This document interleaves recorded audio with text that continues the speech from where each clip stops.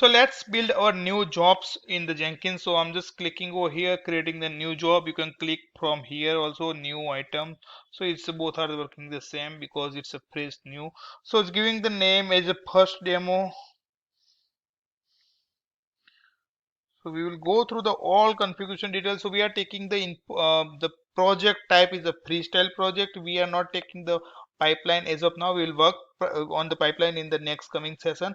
But in this specific session, working on the freestyle project. Just clicking on the OK, and it will move for the further configuration of the freestyle projects demo. So this is our configuration of the first demo. You can see we move forward to the configuration detail here. So we can start from the first configuration. There's a discard old build. So if you want to discard your old build, you want to rotate your logs, so you can just pass the number of build or number of days you want to keep with the your build data. So you can configure over here. So if you want your backup of the 30 days, you can keep the 30 days build backup. If you want to have the data of the days, you can also pass the number of builds. So you can pass the last 5 builds, keep the data up to date in the Jenkins.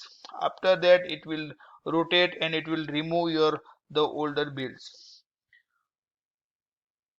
So next is the Git project configuration. In Git project configuration, you have to pass the URL of GitHub. So this is the GitHub configuration where you want to pass the advanced configuration. You can pass your GitHub URL over here.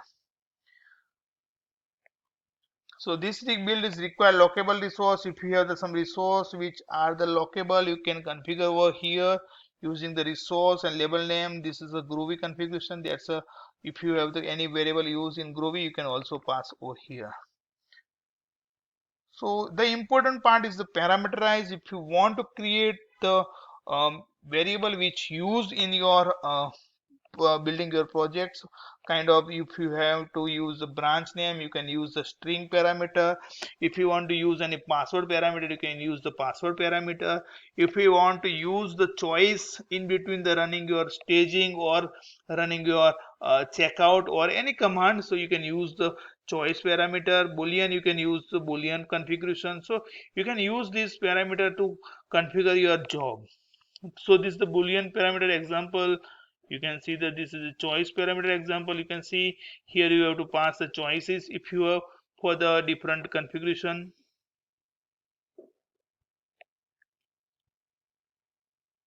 If you need any file runtime, so you can also pass the file location path over here. This is the file parameter. If you want to use the string, you can use the string over here. So this having the name and default value. For example, if you want to run from the master branch, you can give the branch name as a variable name and default value as a master. Let me give the example. So yeah, my variable name is branch and I'm passing the my master branch is the default value. So we can configure over here using the this project is a parameterized. So this is a very important configuration parameter. So disable this project if you want to disable Trojan builds, execute a concurrent build if necessary. If you want to execute multiple builds, you can use this configuration. Then the next is the source code management. So if you want to source code, this is none. If you want to run locally, you can use the none. You can if you want to use your Git configuration. If your code is in the Git, so you can pass your repository and credential details over here. It will connect your Git for your source code checkout. Next is the build trigger. In build trigger is important what things are executing while you triggering a build. So there is a trigger build remotely. If you want to use any script over here, you can pass the script. Here is the given the authentication token details. If you want to you execute your build in a specific periodical time, so you can pass here. So it takes the cron tab path. You can choose here. You can also get help from the once you click here, it will pass your cron tab help. So you can see this is star. What this star means, this is completely help your minute, hour, dom, that's a day of the month and day of the week. So this is the 5 parameter will be used for here for your configuration. So it's completely taking from the cron tab, cron job based on the Linux system. So it's not new, it's the same simple cron job. Just you have to execute the specific path when you want to execute your build. The next is the GitHub hook. If you want to poll from the your GitHub, you can use this GitHub hook to configuration your GitHub polling. So in specific time, it will do polling from your GitHub and it will run. The next is the build environment. Here you can delete your workspace once you build get start before get started. So you can find this configuration over here. If you want to abort secret or if you want to use the secret files or anything related to your build environment, you can kept over here. That's used for while the authentication. Abort build, if the it's stuck, so in any case of the timeout, it will get abort. So you can use this configuration. If you want to use the timestamp ending, so you can just click here, it will add the timestamp in your log. So next one is the build. If you want to execute build and what command you can pass. So this build configuration, build trigger environment is get set. The last one is the last one, not last one, but it is the core thing where what things you are want to execute for your build generation. So you can use the different command execution. So you can use the shell command, and command, gradle, anything related, the Windows batch command. So you can use. So if you want to use, I want to use the shell command. I simply add my shell command over here. That's echo hello. So this is the simple command as run in the terminal.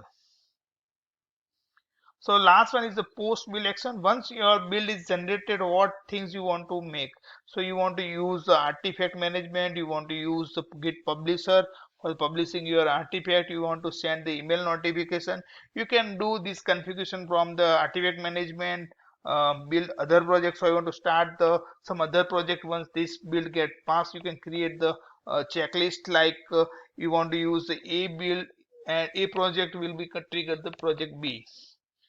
Git publisher, email notification you can use for the git commit. So if you want to add a tag in your repository, you can also use this git commit options over here. So once you use this command for your build trigger, you will find the different options. This is the archive artifact management. You can build project, you can use this build project. JUnit result publisher, you can use the for JUnit result publisher. Let me take this email notification. You can use the email notification. Once this is done build, you want to use the email notification publisher, you can use that one also.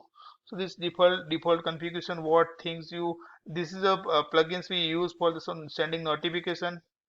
You can find here which we have installed by installing the Jenkins default selecting plugins. If you want to use anything attachment in this, you can also use here attachment. So this is how our first project will get configuration, and this is all configuration details for our Jenkins project. You can see here, and in next project we will do actual our first uh, jobs will configuration, will execute the job and trigger builds, will find the logs, and we'll also monitor, we'll do troubleshoot all these things in the next session.